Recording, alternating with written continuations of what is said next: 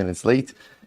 Begin by thanking our sponsors for this morning's share, to thank our Talmud Torah sponsors for the month of Sivan, Baruch Meir and Rena Dubin, for dedicating all of the shiurim and drashos this month in the zechus of a refuah shlema for their niece, Chava Tzipporah bas Chaya Malka. We hope that in the merit of our Talmud Torah, she together with Kol Choli Yisroel will have a complete and enduring refuah. But with that, let us begin. We have a beautiful, beautiful daf ahead of us today. Today's daf is Tzadik Tes 99, and we are picking up at the Mishnah, on Tzadik Ches Amud Beis 98b. So the Mishnah 2, 4, 6, 8, 10, 12, about 15 lines up from the bottom. An interesting case. Chomish Noshim Shinis Arvu Vlado Sehen. So you have 5 women whose children got mixed up at birth. Now, just to give you a bit more context over here, take a look at Rashi. Shinis Arvu Vlado Sehen Zechorim. So you have 5 women who had 5 boys. And again, at the hospital, these 5 boys got mixed up. So we know that these 5 boys belong to these 5 families. What don't we know? Specifically, which boy belongs to which family. Now, in addition to that, Rashi says, now, every family also has another son that's definitively their son, for which there's no ambiguity, there was no mix-up. Okay, so now what happened? Higdilu Hataruvos. So we'll call it the mixed-up sons. That's what we'll call them, right? The mixed-up sons grew up, V'nasu Nashim, and they got married, Umesu. And now what happens? And now they passed away. They passed away. So now, what's the problem over here? Now, the case over here is where we'll call it the mix-up brothers went ahead and they're not brothers themselves. In other words, these 5 boys who belong to these 5 families, but for whom there's ambiguity, who belongs to which family. So they went ahead and they grew up, they got married, they passed away without children. So now, what's the problem? The problem is each of them has a brother. We just don't know what. We don't know what. Whose brother is whose? So what do you do in a situation like this? So this is actually very interesting. So arba'a choltzin la'achas. So we'll say essentially what we do is 4 brothers go ahead and do chalitza with each of these women. And what happens? Ve'echad miyabim osa. Ultimately again, and then we'll call it the last brother has the ability to do yibum. Because interestingly enough, by the time we go ahead and we get to the last brother, one of 2 possibilities, which is if any of the previous brothers, we'll call any of the previous brothers were the actual brother of the deceased, then by now they've done chalitza, and halacha lamaisa, this woman now is permitted to marry this last man. And if for some reason none of them were the brothers who did chalitza, and the last one is the brother, then what? He's doing yibum and he's fine. So the Gemara says, similarly again, hu ushlosha cholzin la'achos, so we'll say, and this is what we do for each of these women in question. So you have 4 of the brothers do chalitza, and the last brother does yibum. Now, when we say the last brother does yibum, what does that actually mean? The last brother can do yibum, right? It doesn't have to do yibum, but meaning the last brother can do yibum. Nimsa arba chalitzos v'yibum l'chol achos v'achos. Therefore, it turns out that each of the women in question over here will have chalitza 4 times and yibum 1 time. Good. That's the case. Says the Gemara, V'dafka michletz v'hadar yibumi. Now the order over here is very important. It has to be that halacha lamaisa chalitza comes first and then yibum. In other words, the order is specific. That first there are 4 brothers who will go out and do chalitza, and the last brother then has the ability to do yibum. Aval yibumi bereish shalo, but ultimately again you can't start with yibum. Why not? The Gemara says, "Dikapaga biyevama l'shuk," because the possibility is, if the first brother were to do yibum, and halacha lamaisa, he is not the surviving brother of this so-called surviving brother-in-law of this particular widow, then it turns out that he's marrying a woman who is subject to yibum, and of course that's problematic. The only way to obviate that is to first have her do chalitza with 4 out of the 5. And then the 5th has the possibility for yibum. So the Gemara says, "Maihu ushlosha choltzin la'achos." So I'll say, what does it mean when it says he and 3 other brothers do chalitza? Delo tema liadminu chad lekulu. So Rabbi say, technically speaking, what you could do is you could do this same setup and have the same brother do yibum with all 4 women. right? Or all 5 women. In other words, technically speaking, you could have, right, brother 1, 2, 3, and 4, go ahead and do chalitza, and brother 5 goes ahead and does yibum. And you could use the same 4 brothers for chalitza and the same 5th brother for yibum in all the situations. And one man will end up marrying 5 women, to which the Gemara says, we don't want that. We don't want one man doing yibum with all 5 women. Rather, what we prefer, ultimately, again, is for each of the brothers to perform one act of yibum. Now, why is that? The Gemara says, Dilma misramya leidide. Because Lamaisa, the advantage of having one brother, right? If each one of the 5 brothers perform one act of yibum is why? Because maybe it'll turn out that the woman he's marrying is actually his sister-in-law. As opposed to if you have one man do all 5 acts of yibum, then what? Then halacha l'maisa, what do we know for sure? At most, one of them is his actual yevama, but 4 of them are not. This way, if each of the brothers is doing an act of yibum, there's at least some statistical probability that each brother is actually performing a mitzvah. Incredible. Miktzasan achin umiktzasan she'ein achin. So I will say some variations of the case. So let's say again, some of them are brothers and some of them are not brothers. So I will say, if you take a look at Rashi over here, Rashi says, Miktzasan achin umiktzasan she'ein achin. Rashi says over here, Miktzasan shel vadoin Achin libnei hataruvos min ha'av. Actually, let's read the rest. Mitzasen achin, mitzasen she'ein achin. So she'ein achin, mitzasen achin, mitzasen she'ein achin. Ha'achin cholzin, v'she'ein achin miyabmin. The ones who are brothers do chalitza, and the ones who aren't brothers do yibum. Now, what does that mean? I will say, in other words, that this whole halacha is only by brothers. Maika Amr, what does this mean to say? I will say, first wide line on the bottom. So Maika Amr, Amr av safra hachi kamar, this is what it means to say. Miktzasen achin min ha'av, or miktzasen achin min ha'eim. Oh, so let's say again, in this group, you have 2 different groupings of brothers. Some of them, one part of the group are paternal brothers, and one part of the group are maternal brothers. So achin min ha'eim cholzin, the maternal brothers will do chalitza, va'achin min ha'av miyabmin, and ultimately again the paternal brothers will do yibum. I both say this is talking about in the mix-up case over here. So let's say again, it's not a homogeneous group. So if you have part of them being paternal brothers, part of them being maternal brothers, but again, remember the problem is we don't know whose brother is who. Have the maternal brothers do the chalitza, and the paternal brothers do the yibum. Another interesting case. Miktzasen kohanim, miktzasen she'ein kohanim. Let's say part of the group are kohanim, part of the group are not kohanim. So kohanim cholzin, the kohanim do chalitza, she'ein kohanim miyabmin, and the non-kohanim do yibum. So I will say so again, the Gemara goes weiter. So, and remember, the reason for that is because why? Because yibum is only done after you've done 4 chalitzas. Remember again, the process with each of these women is 4 chalitzas and then a yibum. So the problem just is, if the kohanim are going to do the yibum, so if it's not his yevama, he's marrying a woman who had chalitza. Now, is a kohen allowed to marry a woman who had chalitza? Mid'oraisa, yes. Mid'rabanan, no, because we give her a status of a quasi-grusha. So the Gemara goes weiter. What happens if part of the group are kohanim and part of them are maternal brothers? So elu ve'elu choltzin v'lo miyabmin. In all of these cases, both of these brothers or this entire group will do chalitza and no one will do yibum. Because again, we're nervous to allow yibum in this situation for the kohanim, lest he end up doing yibum with a woman who's not his sister-in-law, and he married a woman who therefore had chalitza, and achin mina'im, maternal brothers, because maybe there's no din of yibum at all. Good. Tanra Rabbanan, we'll say top of Tzadik Tes.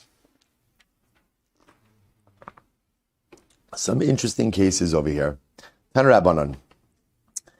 Yesh choletz li'imo misafek, la'achoso misafek, libito misafek. I will say sometimes you could have a situation of a man who does chalitza with his mother out of safek. Now, what this means is as follows. Yeah, well, it is what it sounds like. Right? In other words, he does chalitza. Well, again, you'll see how it plays out in just a moment. Right? Ultimately, again, does chalitza with his mother from safek. Or really what it means is, well, we'll see. La'choso misafek or libito misafek. What's the case? Here we go. Keitzad imo. Keitzad. So the Gemara says, what's the case? Imo v'isha acheres. So we'll say, imagine for the following situation. You have Ruvain, right? Ruvain. So Ruvain's mother and another woman. V'lahein shnei zecharim. They each have two, right? They each have a son. V'chazru v'yaldu shnei zecharim b'machba. And now we'll call it, and now mother, we'll call her Imo, and another woman give birth. So they each have a son. Then I will say they're in hiding. They're in hiding. And they each give birth to another son in hiding. But what happened? What happened? There's ambiguity about when the two boys who were born in hiding, there's confusion about who belongs to who. Who belongs to who? And what happened? Uba b'nashal zeh v'nase imo shal zeh. Uba nashal zeh v'nase imo shal zeh. And I will say what ends up happening. Let's keep this easy for just a moment. Let's call them Rachel and Leah, right? So Rachel and Leah each have a son. Each have a son, Ruvain and Shimon. Okay? So now what happens? Those are their definitive sons. Now Rachel and Leah are in hiding. And in hiding they give birth to another two boys, right? Another two boys. The problem, we'll call them A and B. The problem just is that we're not sure who belongs to who. So what happened? Now Ruvain ends up marrying Leah and Shimon ends up marrying Rachel. No problem with that, right? Because they're unrelated. The two women, Rachel and Leah, are not related. Rachel, right, has a son, Ruvain. Leah has a son, Shimon. Each son ends up marrying the other woman. Totally permitted. Totally permitted. Here is the problem. So the Gemara says, Umesu below banim, and what ends up happening? Ruvain and Shimon die without children. So Rabbi says, remember again, now what do you have? You have these two other boys born in captivity. No, I'm sorry, not in captivity, in hiding, right? But what's the problem? We're not sure who's Ruvain's brother and who's Shimon's brother. So what ends up happening? So I will say, so zeh cholitz l'shteyen, v'zeh cholitz l'shteyen. So what's going to end up happening? So brother number one will end up doing chalitza with Rachel and Leah, and brother number two ends up doing chalitza with Rachel and Leah. So I will say, what does that show? Zeh cholitz l'shteyen, v'zeh cholitz l'shteyen. Nimtza kol echad ve'echad cholitz li'imo misafek. So I will say, it turns out that's what? Each one of these brothers ends up doing chalitza with his own mother out of safek, right? Potentially he's doing chalitza with his own mother. Pretty fascinating case. So la'achoso misafek, I will say, what's the case of achoso misafek? Ketzad imo v'isha acher sheyaldu shtei nekevos b'machaba. So I will say this is a case of two women, right? Two women who go ahead and give birth to girls in hiding. Uba achehen shalome osa ha'em v'nasum. So I will say, so what happens? They're brothers, right? Brothers, not from the same mother, go ahead and come and marry these girls. Umeisu below banim, and they die without children. So what has talacha? Choletz l'shteyen. Each of the surviving brothers is going to have to do chalitza with each of these two girls, and there's the possibility that they're their sisters. Nimtza choletz la'achosa misafek. That's the case where you can end up doing chalitza with your own sister misafek. Okay. Lebito misafek kesad. What's the case of one's daughter misafek? What's that case? So the Gemara says, Ishto v'isha achares sheyoldu shtei nekevos b'machava. So we'll say, so what happens? Here's the situation. Let's say a person's wife and another woman end up going ahead and giving birth to two girls in hiding. Uba achehen, and ultimately again, in this case, we'll say achehen means the brothers of the father. The brothers of the father come along and marry these girls. V'nasum, umesu below banim, and ultimately they die without children. Zeh choletz lebito misafek, v'zeh choletz lebito misafek. So I will say, in this case, you can have a situation where each of these men end up doing chalitza with their own daughters out of safek. Okay, we'll say just fascinating cases. So Tanya, Chaya Rabbi Meir Omer, Ish v'isha pamim shemolidin chamish umos. So we'll say another very fascinating case. So here we go. Ish v'isha. So sometimes you could have the following scenario. A man and woman could have children from literally 5 different nationalities. Now what it means is, in one relationship, you could have children with 5 different designations. Watch. Ketzad, Yisrael shalakach eved v'shivcha min hashuk. You could have Yisrael who purchased an eved and a shivcha from the marketplace. So we'll say these are non-Jewish servants. He purchases non-Jewish servants in the marketplace. V'lahen shnei banim, and ultimately again this eved and shivcha, they have two sons. And I both say, if I'll point out over here, Rashi says, it's Rashi all the way on the bottom by the intermediate lines, v'lahen v'lo kana es binan. Ultimately, again, in this case over here, the children were not included in the sale. So in other words, let's see. So let's see. Watch this again. So the Eved and Shivcha have two sons. And one of them converted. Nimtza echad ger ve'echad oved kochavim. It turns out that one of them is a ger and one of them is an oved kochavim. Okay. Hit bilon. If now the man goes ahead and what? He immerses his eved and his shivcha l'shem avdus, right? And so now again they're official avodim. V'niskeku zelozeh, and ultimately again they have relation. They have a child. Hare kan ger va'oved kochavim ve'eved. So I will say, so now I've got a ger, an oved kochavim, and an eved. Shichra es hashivcha ba'alel. If you emancipate the maidservant and then have relations with her, so Bala Eved, and the Eved has relations with her, Hare kan ger, Oved kochavim, Eved umamzer. Now both say, where did the mamzer come from? Right? Because we're going to see ultimately this reflects the opinion that when a Jew has a child with a shivcha, ultimately again, or I should say an Eved has relations with a Jewish woman, that offspring is a mamzer. We'll see that in just a moment. Shichra shneien v'yisiyon zelazeh. If you emancipated both of them and then they married, so harei kan ger, oved kochavim, eved umamzer v'Yisroel. Okay, so I will say again, just all the different offspring coming from this union. So the Gemara says, "My kamash malon." So what is it coming to teach us? So I will say the novelty here is what I just mentioned. Oved kochavim ve'eved haba bas Yisrael havlad mamzer. So the novelty over here, I will say, is in that last piece, which is that an oved kochavim and an eved who have relations with the Yisrael, ultimately the offspring is a mamzer. That's the novelty in this case. Okay, TORAH, let's go weiter. This is a fascinating case. Yesh mocher es aviv lahagbos imok suvasa. You could have a case of a guy who sells his father in order to pay off his mother's ksuva. Okay, watch this. Ketzad, Yisrael lakach eved v'shivcha min hashuk. A Yisrael bought an eved and a shivcha from the marketplace. And what happened? V'lahem ben. They had a son. Now Rashi points out over here, V'lahem ben, v'lo kanas haben. The son was not included in the sale. So he purchased an eved and a shivcha.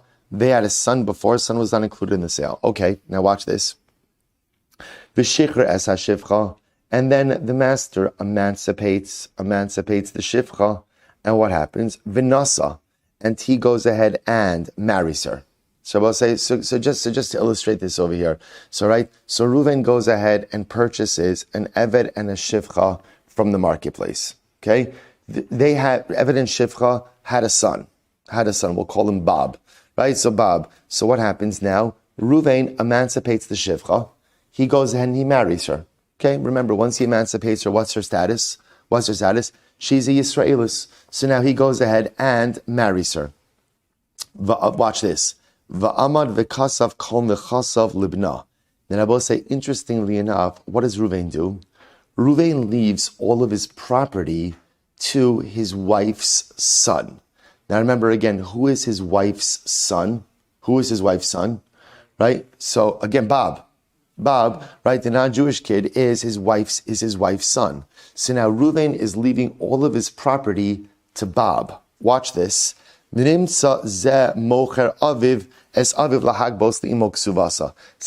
watch this. If Reuven dies, now all of the property is left to who? Is left to Bob. Now Bob has an obligation to pay out his mother's ksuva. Guess who's part of the property of the estate to go ahead and pay his mother's ksuva? His unemancipated father. Right? His unemancipated father. Remember again, Bob's father is Eved, right? So ultimately, again, you could have a situation where halacha lamaisa, a son is selling his father, so Bob is selling his Eved father to go ahead and pay for his Jewish mother's ksuva. Okay, just pointing it out. So the Gemara says, "My kamash malan." Okay, what is this coming to teach us? So the Gemara says, "Kul Rabbi Meir hi va'avda metaltali u'metaltali mishtabdi l'ksuva." So I will say, it could be teaching us a very important lesson, which is that this reflects the view of Rabbi Meir. Rabbi Meir is of the opinion that avodim are considered to be movable property, and movable property is encumbered to the ksuva. So that could be what we're coming to learn over here. The Bible is saying the other possibility is no, hakamash malon avda kimakarka dami, or no, an eved in fact is not metaltalin, but rather an eved has the status of karka, and that's why ultimately again it's meshubah to the estate. Okay, I will say the point of all of these. What's the point of all of this? I will say it's just to show you again these cases, although obviously they're far-fetched, are wonderful ways for the Gemara to go ahead and teach us how certain principles and concepts kind of intersect with each other. Good. We'll say Mishnah. Ha'isha shenis ariv vlada bevlad kalasa. So an interesting case here. What happens if you have a situation of a woman whose child gets mixed up with the child of her daughter-in-law? Okay. Higdilu Ataruba. So what happens? So we'll say, so what happens? So now let's say they grew up, right? So then we'll call it the mixed up kids, right? The Taruvos grow up, Vinasu Nashim, and they got married, Umesu, and now they die without children. So what's the halacha? So Bnei Hakala Cholzen Below Miyabin. So ultimately, again, the sons of the son of the daughter-in-law go ahead and do chalitza, not yibum, right? Who safek eishes achiv, safek eishes achi aviv. So ultimately, we'll say, so again, these are just it's the same principles. So ultimately, again, in this case, the son of the kala, the son of the daughter-in-law, so this is the definitive son of the daughter-in-law, ultimately does chalitza and not yibum. Why? Because halacha lamaisa, the widow is safek eshes achiv. The widow might be the wife of his brother, but she also might be safek eshes achi aviv. She might also be other possibility is that she is the wife of the father's brother. So bnei hazekena, the son of we'll call it the son of the mother, right? The son of the mother, not the daughter-in-law, but the son of the mother. So bnei hazekena, o cholzin o miyabmin. They could either do chalitza or yibum. Why? Shesafek eshes achiv ve'eshes ben achiv. Because we'll say two possibilities that they have is either this woman is the wife of the brother, or ultimately again the wife of the son of the brother. Okay, Meisvak Ksherim. What happens if ultimately again we'll call them the Ksherim? Now we'll say the Ksherim in this case means the brothers who are not mixed up, right? The children who are not mixed up, the children whose paternity is known. So what's the halacha? So the Gemara says, Meisvak Ksherim, Hata'aruvos libnei zekena choltzim v'lo miyabmin. So the children whose identity is not fully known. So for the Hata'aruvos libnei zekena choltzim v'lo miyabmin, they do chalitza, not yibum. Why? Mishu safek eshes achiv ve'eshes achi aviv. Ultimately, again, because this is a case of safek eshes achiv, maybe it's my brother's wife, and maybe it's the wife ultimately of the father's brother. Libnei akala, what about to the sons of the kala, the daughter-in-law, the widows of the daughter-in-law, echad cholitz, the sons of the daughter-in-law, echad cholitz ve'echad miyabim. Ultimately, one does chalitza and one does yibum. Okay? So I will say, so fine, good. Now we move on to a separate case, separate category. Kohenes shenis ariv vlada bivlad shivchasa. So I will say now, over here, we're continuing in the case of kind of mixed up at birth, but a different ramification at this point. Up until now, we've been focusing on yibum and chalitza. Here, we're now shifting gears a little bit. So here you have a kohenes, Kohenes shenis ariv vlada bivlat shivchasa. So here I have a case of a kohenes, right? So I will say, so this is either the daughter of a woman married to a kohen, which is called a kohenes, right? So she has a shivcha. Now remember again, shivcha, non-Jewish servant. They're living together in the house. Now remember again, I will say, what's the halacha? who's in a Kohanic home, everyone who is either related to the Kohen or owned by the Kohen is permitted to eat truma. That's the halacha. So in this case over here, Kohenes and her shivcha give birth at the same time. And what? Their children are mixed up. So we don't know which child belongs to the Kohenes, which child belongs to the shivcha. So what's the halacha? Hare'elu ochlim b'truma. Now I will say, here's the interesting part. Everyone is allowed to eat truma, right? Why is everybody allowed to eat truma? Because miman of shach. If you're the son of the Kohen, the Kohenes, then you're a Kohen.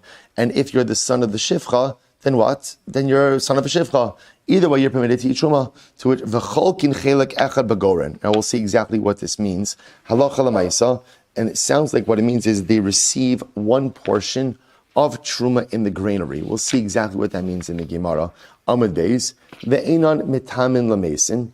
And I both say, remember again, neither of these boys are permitted to become tamei lames. Right? Can't come in contact with the corpse. Why not? Why not? Because we're not sure which one is the Kohen and which one is the Eved. So because we don't know who's the Kohen, therefore neither of them could go in and become Tameh. Ve'enon nosin noshim ben ksheros ben psulos. Then I will say, what's the other problem? These boys can't get married. Why can't they get married? Because we don't know who is the Eved and who is the Kohen. So who are they going to marry? Right? An Eved is only permitted to marry a shivcha. Kohen can't marry a shivcha. So who are they? So therefore they can't marry. Higdilu ataruvos. So this is interesting, but here's the remedy. When these boys, we'll call it the mixed up sons, right? The mixed up sons, when they grow up, v'shichreru zeh. So we'll say, what do? Something very interesting. They emancipate one another, right? So they free each other. Because we know one of them is the Kohen, one of them is the Eved. We just don't know who is who. So they're going, they're meshachra, they free one another. So what's the halacha? V'shichreru zeh, so nosim nashim haru'uyos lekahuna. I will say at that point, then we allow them to marry, but they could only marry women who are technically fit to go ahead and marry a Kohen. Ve'ena metam lamesim, and they still continue on an ongoing basis. They cannot become tamei tumas meis, because at the end of the day, remember again, we don't know who's the Kohen and who's the Eved. Ve'im nitma'u, and if they become tamei, ein sofkin harboin, we don't give them malchus. We don't give them malchus because again, you don't really know who's the Kohen, who's not the Kohen, so you can't punish for an infraction that may or may not have been committed. Ve'enan ochlim b'truma. And again, throughout their lives, they can't eat truma. Because I will say one of them is a Kohen, one of them is not a Kohen. The one who's the Kohen is entitled to eat. The one who's not the Kohen is not entitled to eat. But because you don't know who is who, therefore they can't eat truma. Ve'emachlu, but if they did eat truma, ein mishalmin karen v'chomesh. So interestingly enough, if they end up eating truma, they don't have to pay karen and chomesh, principal and a penalty fifth. Well, that's normally what happens if a non-Kohen eats truma. I will say, why don't they have to pay it? Because essentially, again, maybe he's a Kohen, so you can't extract money misafek. All right, ve'enon cholkin ala goren, and I will say, if one of these guys shows up at the granary to collect a portion of truma, we will not give it to him. The Gemara says, umochren es ha-truma, v'adamin shalahen. So what could they do with their truma? They could sell their truma. So now let's say again, one of these guys separates out truma, so he can't eat it. But what can he do it? He could sell it, and he's allowed to keep the money. Then I both say, now the reason he's allowed to keep the money is because of the concept of hamotzi mechavira alav haraya. In other words, so prove to me I'm not a Kohen, and I'll give you the money. Okay, so I can't eat truma, I understand, but if I sell it, I can go in and keep the money. Vein cholkin b'kodshei hamikdash. They do not split in what we call kodshei hamikdash.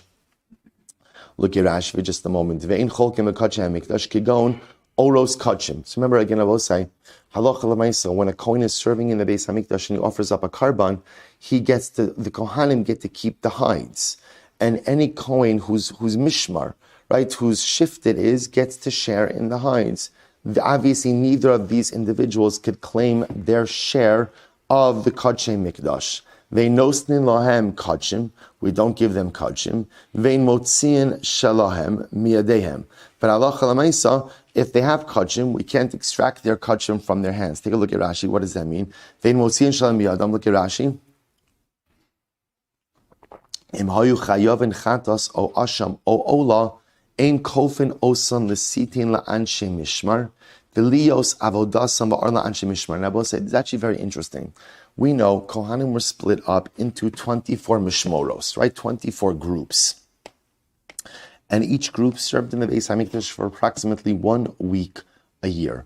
When it was your mishmar, right? What was the chap? When it was your mishmar, you got to offer up all of the karbanos. What's the perk in offering up all of the karbanos? So besides the fact that it's a zechus to do the avoda, you also get the meat and what? And the hides. And the hides. It's all yours. So I will say there's one exception to this. A Kohen always has a right to offer up his own karbanos. So let's say again, I'm a Kohen, and it's not my week, it's not my shift. A Kohen always has rights in his own karbanos. He does not have to give over his karban to the shift that's on call. So the Gemara says that's what it means when it says, the Mishnah says, Ein motziin shalahem miyadehem. So let's say one of these guys, now remember again, I will say, could one of these guys offer up a karban? Could they offer up a karban? No. In other words, let me clarify. You're right. You could offer a karban. I mean, physically, can they walk into the Beis HaMikdash and do the avoda? And the answer, of course, is no. Because remember again, who are we talking about over here? We're talking about these are the two guys who were born to the Kohenes and Shivcha. We don't know who is who. So of course, they can't come in and actually do the avoda, but at the same time, we can't force them to give over their karban to the Kohanim who are on call. So what they have the right is, they have the right to select who they're going to give that karban to in order to have that particular Kohen offer it. Okay? Ultimately, again, neither of these guys have to separate out Zroa and Lechayim. Remember again, the chest, right? And the foreleg, which is normally, again, the portion that you're obligated to go ahead and give to the Kohen. So you can't, again, I will say, what you begin to see over here is that when it comes to matnos kahuna, so ultimately you can't extract that from them, right? Because halacha l'maisa, again, they can always claim, I'm a Kohen.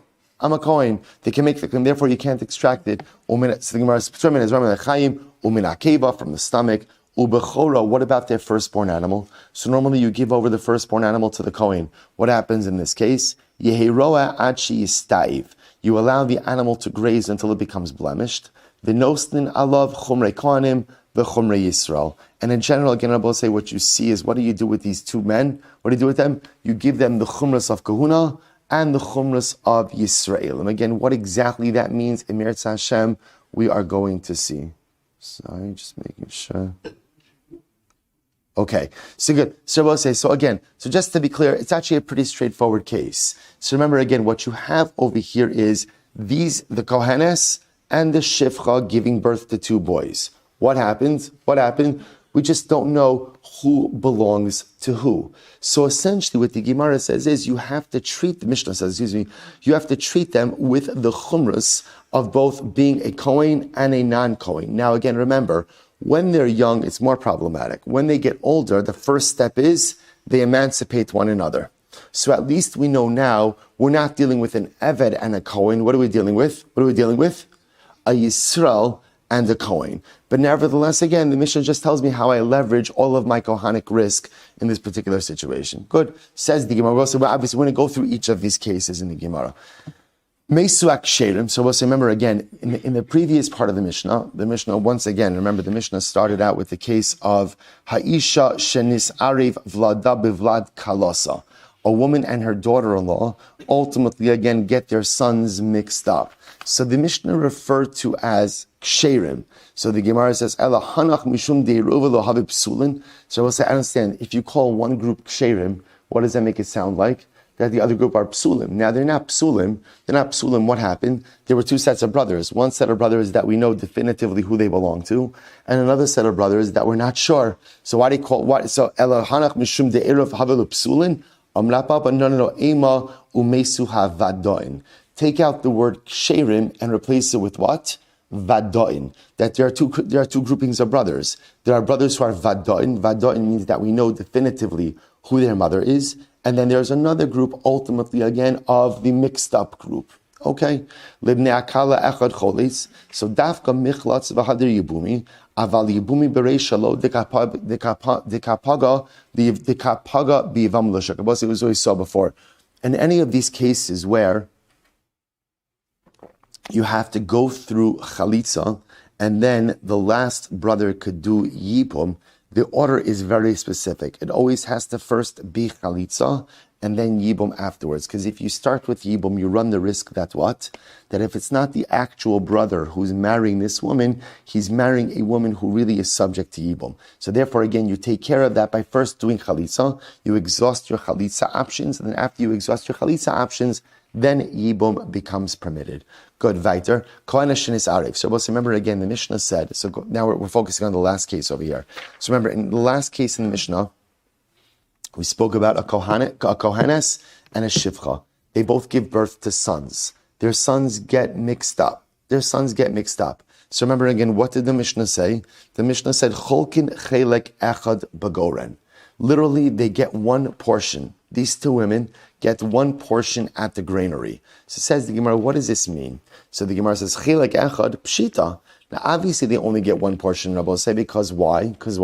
Because technically speaking, actually, look at Rashi.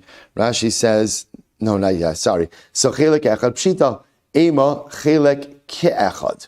Rather, what it means is they get their portion as one. What does that mean? Take a look at Rashi. Chelek ke'echad, im bo shneim al hagoren.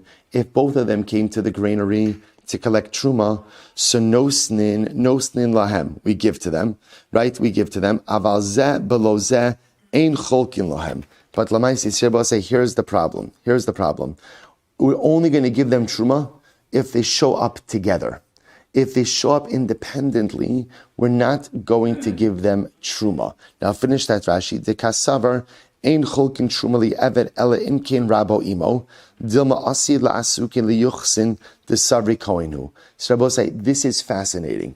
We're going to see now that there is an opinion that holds that halacha lamaisa, you cannot distribute truma. Now, okay, let's take a step back. An eved is permitted to eat truma, okay? Even though an eved is permitted to eat truma, there is a school of thought that says you only give truma to an eved in the presence of his master. Why? What are we concerned about? Because if you go ahead and you distribute truma to an eved, people could get confused, and they could assume that the reason the eved is getting truma is why? Because he's a kohen. The only way to obviate that concern is to always make sure that you're giving truma to the eved in the presence of his master. That way people know, oh, this is the kohen, this is the eved. So the Gemara says over here, interestingly enough, in this case, where you have the mix-up of the sons, we're only going to distribute to the kohenes and to the shivcha when they are together. To which the Gemara says, Pshita imachile ke'echad. So tonight, kimandamar in cholkin truma li eved, ela imkin rabo imo. I will say the Mishnah is coming to teach us that we hold of the opinion that says you only distribute truma to an eved if the eved is in the presence of his master. And again, the reason for that is we don't want anyone to erroneously think that what? That halacha l'maisa, the eved is really a kohen. Disanya, ein cholkin truma li eved ela imkin rabo imo, because we learned that you can't go ahead and distribute truma to an eved unless, of course, the master is there. Divrei Rabbi Huda. These are the words of Rabbi Huda. Rabbi Yossi Omer Yachol. Rabbi Yossi says, yes, you can. You could distribute truma even to an eved not in the presence of a kohen. Why? So the Gemara says, Rabbi Yossi Omer, Yachol sheyomar im kohen ani tinu li b'shvil atzmi v'im eved kohen ani tinu b'shvil Rabbi. Because Rabbi Yossi holds that halacha l'maisa, the eved can say, listen, either way, give me my truma. If I'm a kohen, right? If I'm a kohen, give me that truma. If I'm an eved, give me my truma. So Rabbi Yossi holds that eved could go ahead and collect truma, ultimately even not in the presence of his master. Then I both say, what is at the root of this dispute? Watch this. So the Gemara says, Bimkomo Rabbi Huda hayu ma'alin mitruma liyuchsin, Bimkomo Rabbi Yossi lo hayu ma'alin mitruma liyuchsin.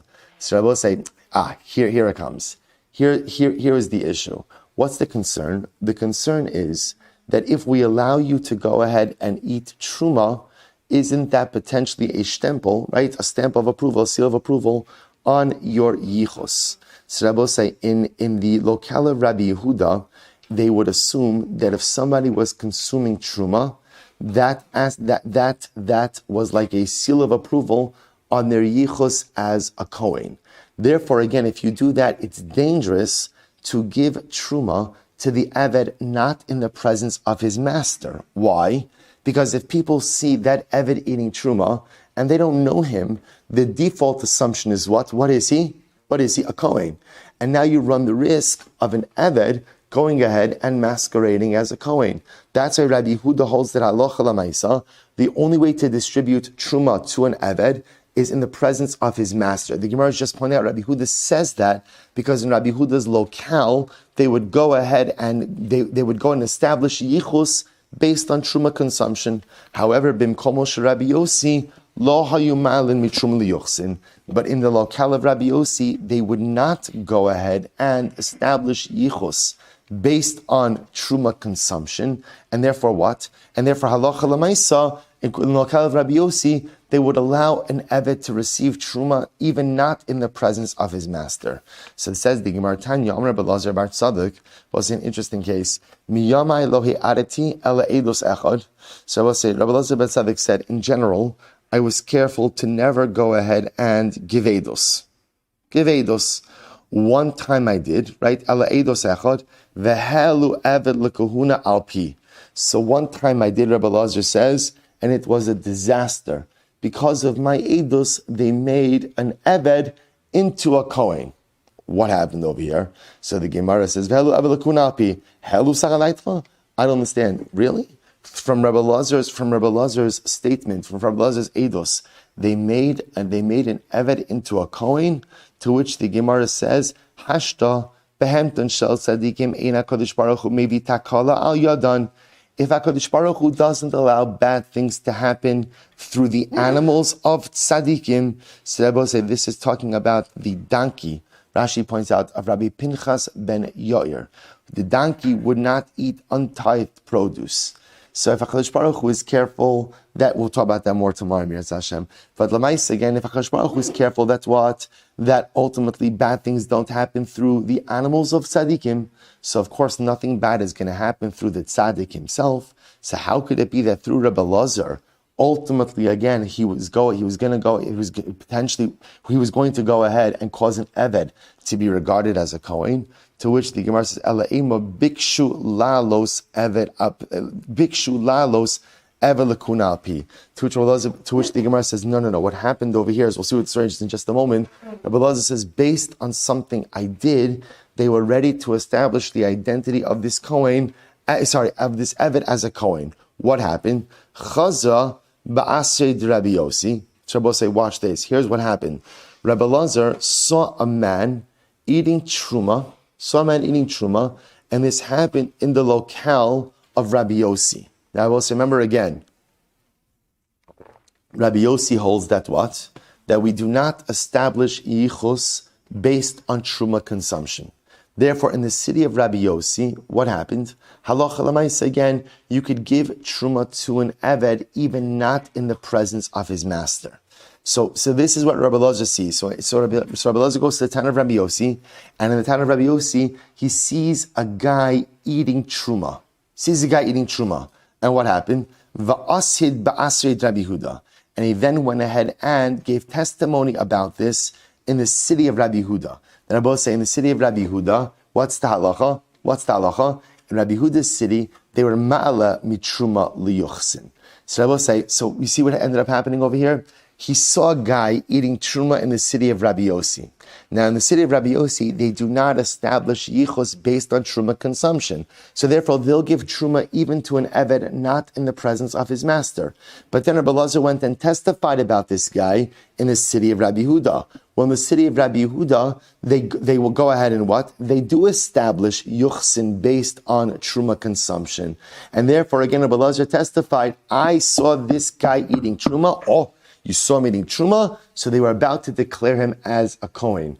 Ultimately, again, until they went ahead and did a little bit of fact checking and then realized, You saw him eating truma in the locale of Rabbi Yossi, but in the locale of Rabbi Yossi, they allow an eved to eat truma even not in the presence of his master, because they don't establish yichus based on truma consumption. I will say, just in the minutes we have left, just to talk about this in just a moment, the Gemara talks about this idea of behemtam shel tzadikim ein HaKadosh Baruch Hu mevi takala al yadan.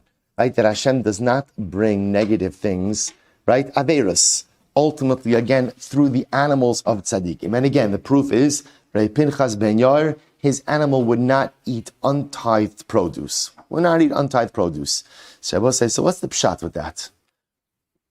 What's the pshat that HaKadosh Baruch Hu doesn't bring sinful or negative behavior through the animals of tzaddikim? So I will say, so a beautiful idea by the Shem Shmuel. Sakar Chava Rebbe says something so beautiful. He says, when a person lives a life of Kiddusha, when a person lives a life of holiness, not only does that holiness permeate the self, but that holiness permeates everything that is associated with you as well. So a person lives a life of Kiddusha, the Kiddusha seeps into my family, the Kiddusha seeps into my friends, the Kiddusha seeps into my community, the Kiddusha seeps into my home, and the Kiddusha even permeates my livestock. To the point that when I lead a life of Kiddusha, even my livestock, even my animals become holy as well. That's the pshat, says the Bnei Yissaschar, behemton shel tzadikim ein HaKadosh Baruch Hu mevi takala al yadan. That when you have a tzaddik, a person who strives to live a life of Kiddusha, that Kiddusha seeps into his livestock as well, to the point that even the livestock doesn't want to engage in spirit, or doesn't engage in spiritually negative behavior. See, I will say the power of Kiddusha. We often think about just living a life of holiness as something that impacts me and me alone. But we have to realize is that every step forward in our Kiddusha sends a beautiful and dramatic ripple effect to everyone and everything around us. Shkar Chabasi will stop over here.